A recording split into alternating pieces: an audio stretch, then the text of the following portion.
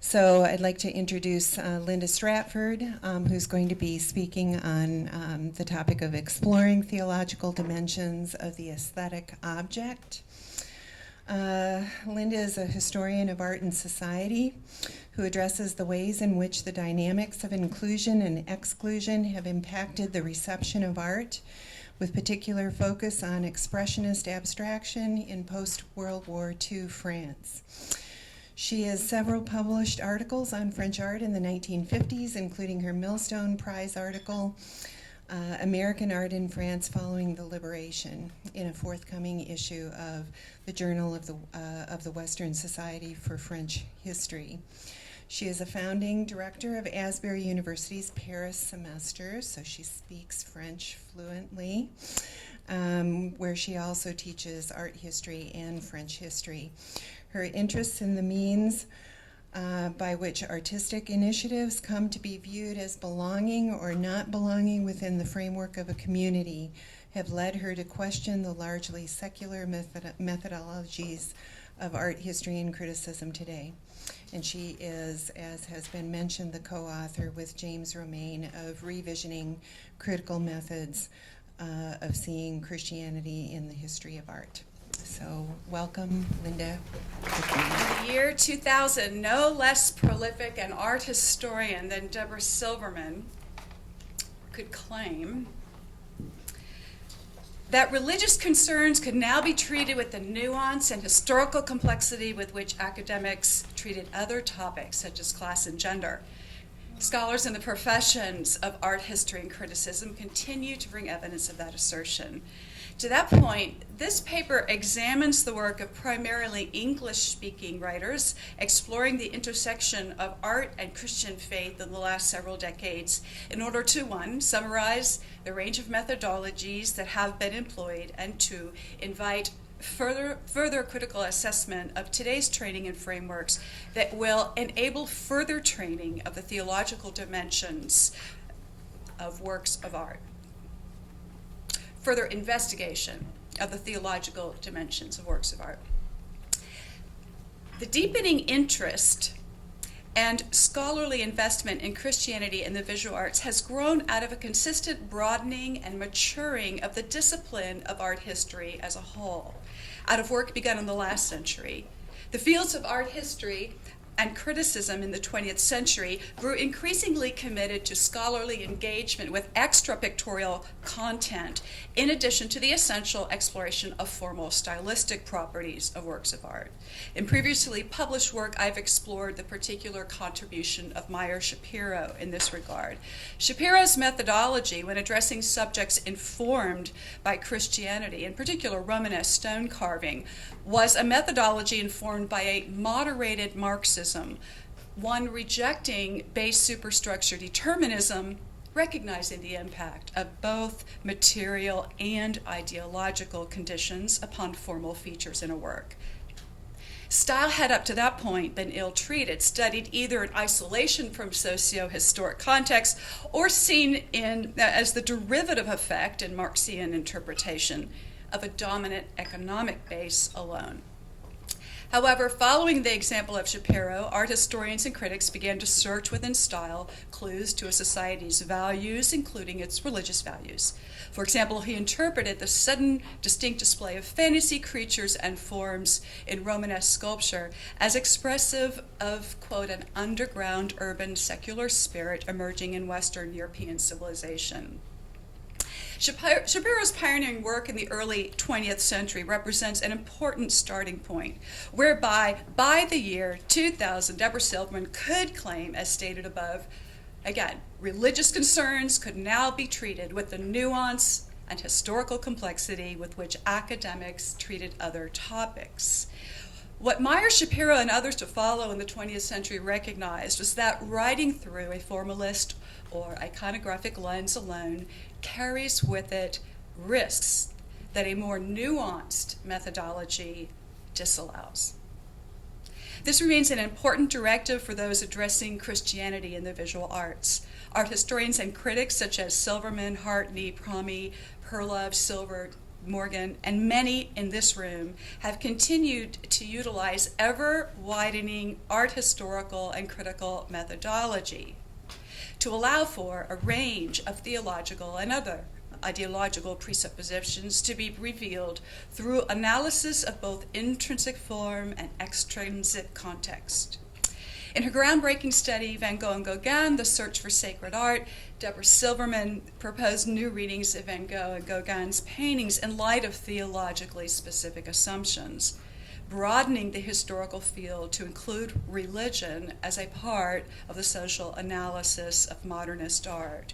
Silverman closely inspected, for example, Van Gogh's The Sower, which presents a peasant laborer in the act of tossing seeds. This particular treatment arose, Silverman claimed, from Van Gogh's devotion to enacted faith, from Dutch Protestant, specifically Dutch Protestant appreciation of the sanctity of labor.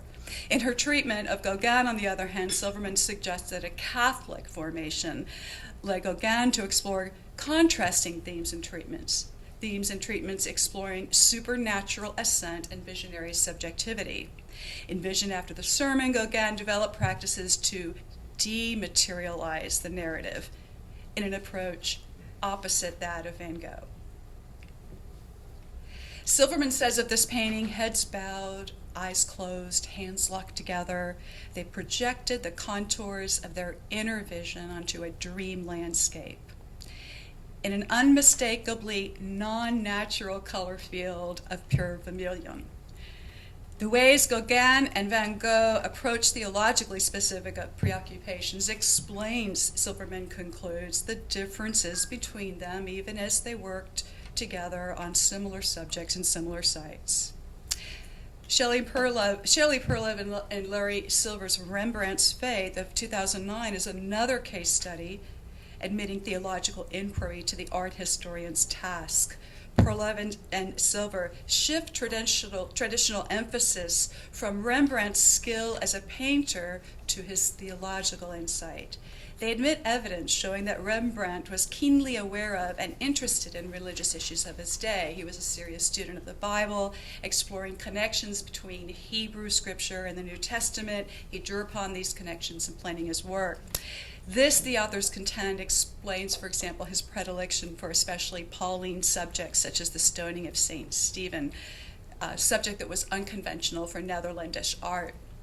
They also contend that Rembrandt's images were inspired by formulations derived from cross-referencing the Old and New Testaments, study that stimulated Rembrandt to fresh imagery by which to display Christian principles based on specifically Jewish tenets.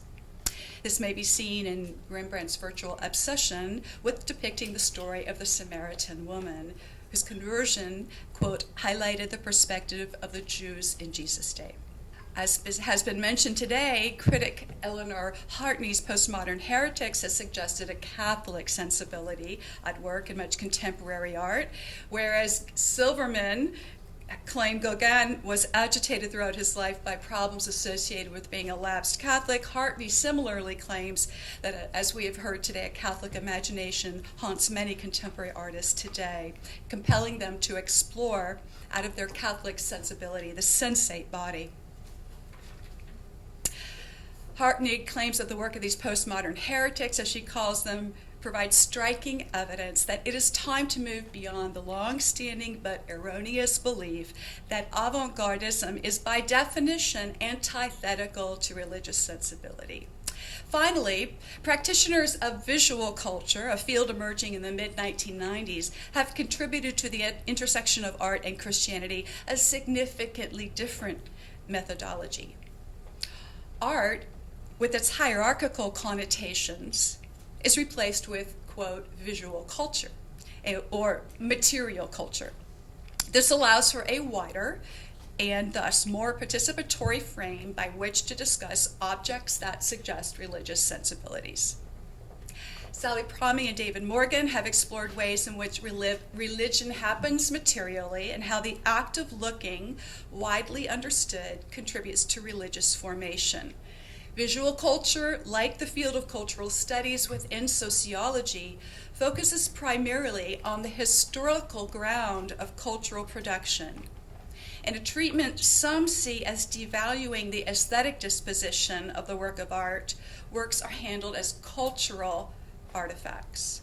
The social role of art and the artist become of primary interest, along with art's role in reinforcing structures and perceptions.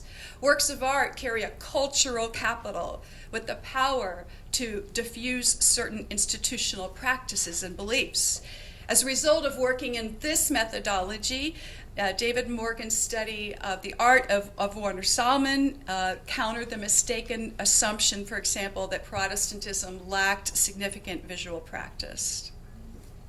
Such examples show the ways in which the study of Christianity and visual art have benefited from methodological growth that has expanded today's range of perspectives and approaches available to historians and critics.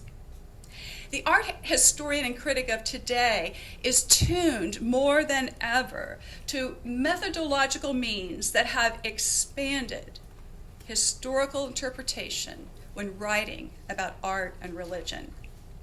No less a materialist than T.J. Clark has expressed interest in seeing further work done on ways in which, for example, the religious commitments or lack thereof of critics inform criticism. He admits the writing of art history and art criticism is an editorial activity. We can and do miss or overinflate religious content. One interesting example in my own work of discovering missing religious nuance is seen in the well-known case of Barnett Newman's Stations of the Cross, a case in which style, here minimalist abstraction, probably made it a little more difficult to understand religious assumptions clearly. In other words, here, minimalist abstraction has done more than simply obscure literal depictions of Christ's passion, but has perhaps estranged viewers, especially lay viewers, who might otherwise have recognized religious content. A lack of illustrative character can make religious meaning difficult to access. However, with sufficiently widened methodology, this does not have to be true. Newman completed his Stations of the Cross series over an 8-year period, beginning in 1958 as he recovered from a heart attack. In 1960, after completing the fourth work, he began to think of it as a series, and at that point entitled the series Stations of the Cross. In his choice of title, Newman plays on our anticipation of recognizable associated Christian imagery. The 14 Stations of the Cross traditionally provide individual depictions of the events of the Passion, beginning with Christ's condemnation to particular moments of suffering, the crucifixion, death, and burial. So, with this series, Newman was working at once both inside and outside the tradition of Christian art. Historically, Christian art required legibility, but surprisingly, Newman chose to use a fully abstract visual vocabulary. Also surprisingly, Newman references through his title a Savior asking the question, my God, why have you forsaken me?"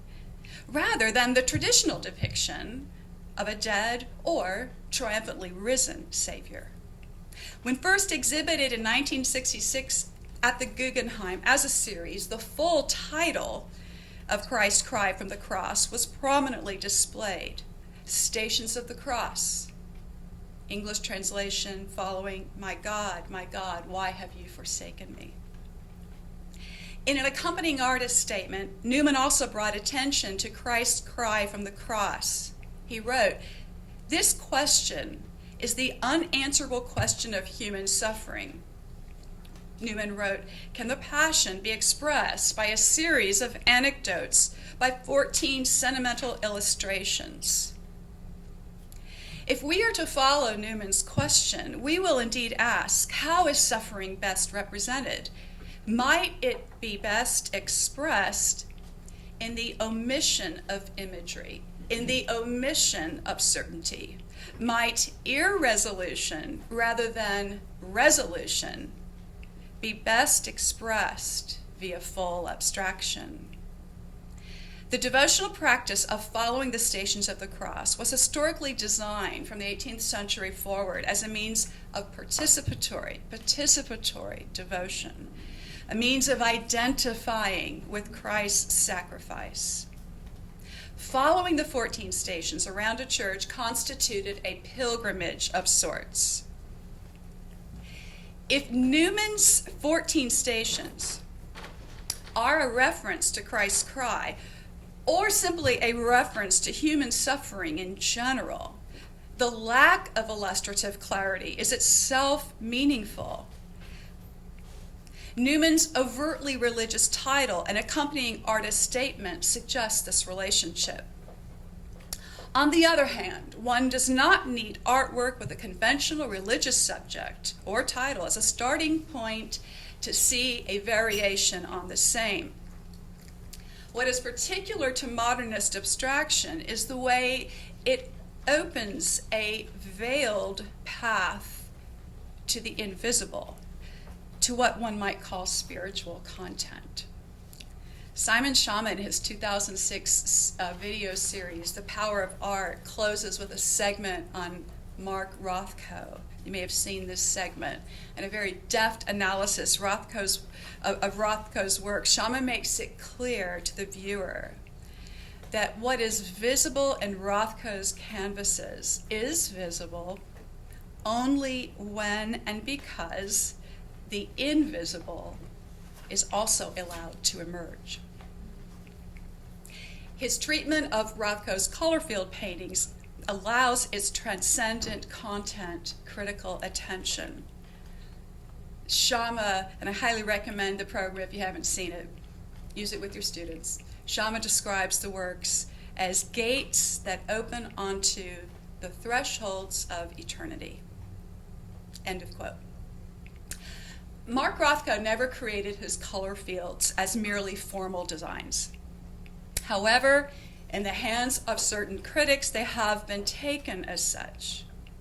Again, one does not need artwork with a conventional religious subject to allow religious nuance. However, what is often required is religiously inflected art historical and critical engagement to allow theological disclosure. My own work on Jackson Pollock is another case where what is most religious about a work of art is not its nominal subject. I have argued that the visual language with which Pollock constructed his drip paintings, understood in the context of the artist's own religious quest, gives representation to what can only be described as religious experience. Contemporaries described Pollock's turn to action painting in religious terms, describing Pollock's breakthrough in works such as Autumn Rhythm as a personal salvific event. Art historians such as John Goulding and Elizabeth Langhorne and others today recognize this.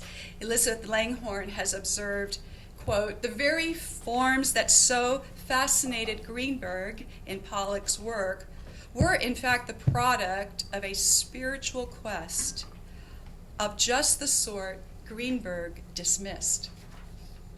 These examples suggest the importance of expanded art historical and critical methods and interdisciplinary study when taking up religion in general and Christianity and art in particular. Today's challenges seem to me to include the following: reconsideration of what may be considered fit for professional discourse by arts professionals, consideration on the part of arts professionals and theologians of aesthetic material that does not appear to fit within our bounds of traditional theological narrative, Thirdly, development of an eye for theological relevance. And finally, maintenance of theological perspective without overly inflating that perspective. It is not insignificant that it took someone, for example, working outside of a dedicated art historical arena to initially reveal that Andy Warhol came to his art practice informed by a deeply religious upbringing. Art historian Jane Dillenberger, whose teaching career was spent entirely in theological seminaries, practiced this spiritual detective work, as she called it, to reveal religious nuance in Warhol. Dillenberger, trained as an art historian, credited her particular teaching setting, that is, a theological school, with facilitating this work. The risk of failing to acknowledge the theological presuppositions and inflections in works of art is real. At the same time, the risk endemic to interdisciplinary study, that of insufficient knowledge, or overinflating of one discipline over the other, is also real. This is why methodological oversight of our growing field of art and religion, of our growing field, my particular field, of Christianity and art, demands our professional attention. Theological institutions in North America and Great Britain have shown significantly increased interest, institutional interest, in theology and art in recent years. There now exist endowed chairs in Christianity, in art, dedicated scholarly periodicals, theological degrees particular to art and theology. However, expertise particular to visual art is often lacking in these academic programs. I'm speaking of the theological programs. If the art world has tended to leave religious faith behind, theology has tended to leave art behind. We lack graduate institutions and sources of practice where scholars can train in interdisciplinary methodologies whereby art can meet religion on its own terms. When art historian Leo Steinberg completed his groundbreaking study, for example, on the spiritual inflections in Leonardo's Last Supper, he was able to bring art historical training to bear in a manner whereby art would and did meet religion on its own terms. Steinberg's methodology embraced the site-specific nature of the painting, emphasizing its spatial engagement with the monastic complex in Milan where it was created.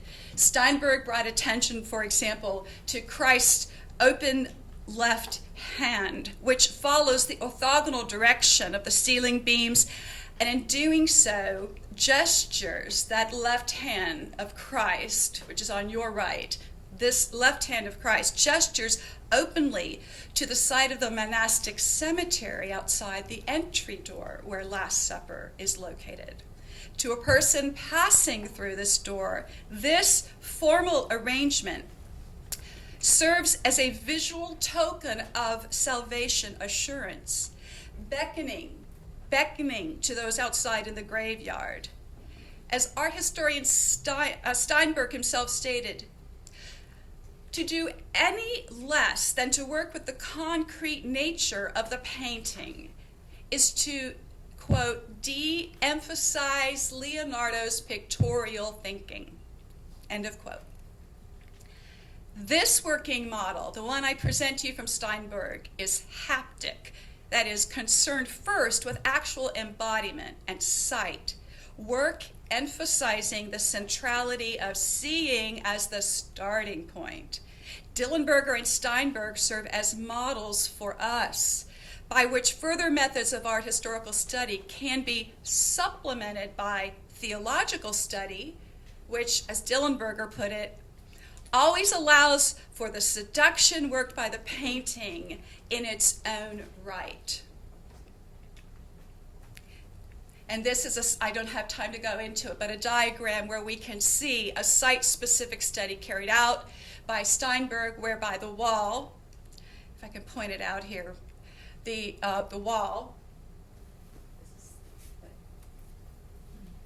the wall where the Last Supper is located is in direct relation to that entry door you may see in hash marks. We may become blind to the claims of religion. We may become blind to the claims of religion, but we cannot unsee works of art once they exist.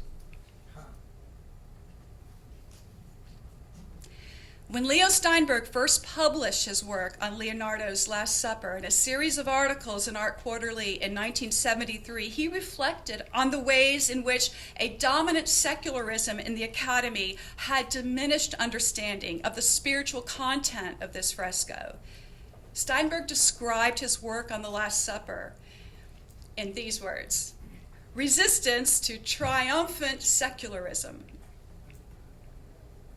Yet he also explained, after investigating the theological import of the Last Supper, it is the wonder of great art to be so richly dowered that it satisfies even under restricting assumptions.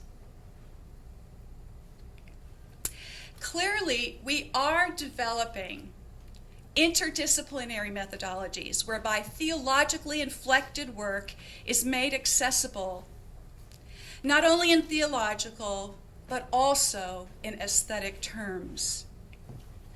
Where and how art historians and critics will receive further encouragement for such training and practice remains an issue. We need to continue to broaden our art historical and critical tools and methods so that we do not fail to note the religious relevance of works of art. At the same time, there is a need for further methodologies and centers of training where art can meet religion on its own terms. Thank you.